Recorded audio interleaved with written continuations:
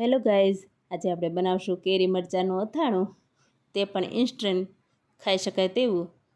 જો આપણે તેના માટે એક કેરી મોટી લઈ લીધી છે, 300 ગ્રામ જેટલી કેરી છે અને 8-10 મરચાં છે. આપણે ઘરમાં જે પડ્યા હતા મરચાં તે જ યુઝ કરેલા છે. આ રીતના પાણીથી ધોઈને સાફ કપડેથી સાફ કરી લેશું મરચાં અને કેરીને.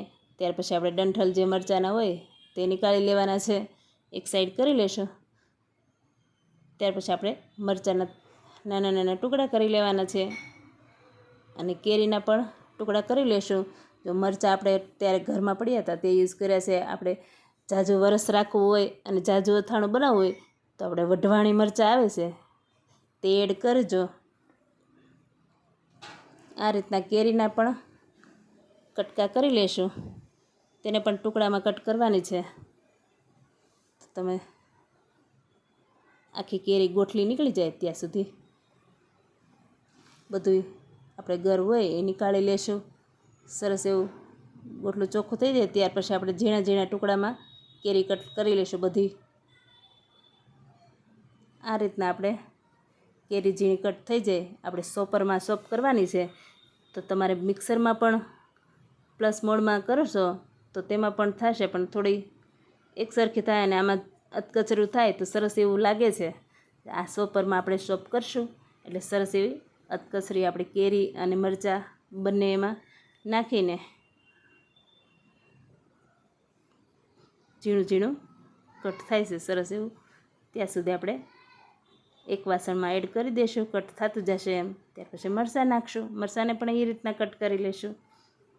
ઝીણું ઝીણું થઈ જાય બંને વસ્તુ આપણે એક થાળીમાં એડ કરી દીધું છે.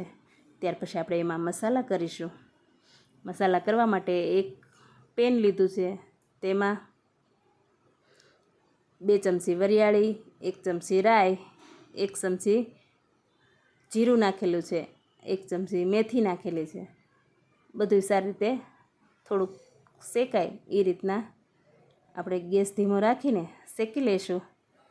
તમારે જેવી કેરીની ક્વોન્ટિટી હોય એ રીતના તમે મસાલો બનાવી શકો છો.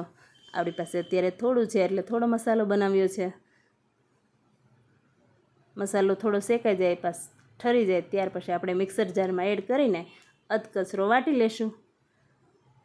આ રીતના વટાઈ જાય એ રીતના બિલકુલ પાવડર નથી કરવાનો, અધકચરો રાખવાનો છે. તમે જોઈ શકો છો મસાલો મસ્ત રેડી થઈ ગયો છે. ત્યાર પછી આપણે એક પેનમાં ગરમ તેલ કરવા મૂકી દીધું છે. થોડું તેલ ગરમ થાય ત્યાં સુધી આપણે કેરીમાં 1 ચમચી હળદર, 2 ચમચી મીઠું અને જે આપણે મસાલો એ બનાવ્યો છે તે એડ કરી દેશો. 4 ચમચી જેટલો આપણે મસાલો હતો તે એડ કરી દીધો છે. તેલ ગરમ થઈ ગયું ત્યાર પછી થોડી વાર રહેવા દીધું એટલે ઠંડુ થઈ ગયું. તેમાં 1 ચમચી રાઈ, 1 ચમચી મેથી અને 1 ચમચી જેટલી વરિયાળી નાખશું. અડધી ચમચી જેટલી હિંગ નાખેલી છે. કાશ્મીરી લાલ મરચું એડ કરેલું છે 2 ચમચી જેટલું કલર માટે. આ રીતના બધું તેલમાં હલાવીને તમે આપણે જે કેરીનો ચૂંદો બનાવ્યું છે તેમાં એડ કરી દેશો. કેરી મરચાંમાં સરસ એવું મિક્સ કરી લેશું બધી વસ્તુ. તમારું ઇન્સ્ટન્ટ કેરીનું અથાણું રેડી છે, કેરી મરચાંનું. તમે જોઈ શકો છો કેટલું સરસ બન્યું છે.